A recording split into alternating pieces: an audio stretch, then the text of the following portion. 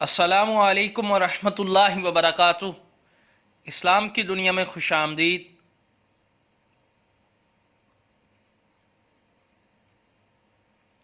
نبی کریم صلی اللہ علیہ وآلہ وسلم نے فرمایا، اللہ پاک نے آدم علیہ السلام کو پیدا کیا تو ان کو 60 ہاتھ لمبا بنایا، پھر فرمایا کہ جا اور ان ملائکہ کو سلام کر، دیکھنا کن لفظوں میں وہ تمہارے سوال کا جواب دیتے ہیں، کیونکہ وہی تمہارا اور تمہاری اولاد کا طریقہ سلام ہوگا۔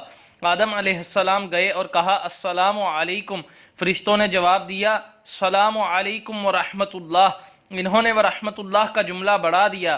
پس جو کوئی بھی جنت میں داخل ہوگا وہ آدم علیہ السلام کی شکل اور قامت پر داخل ہوگا۔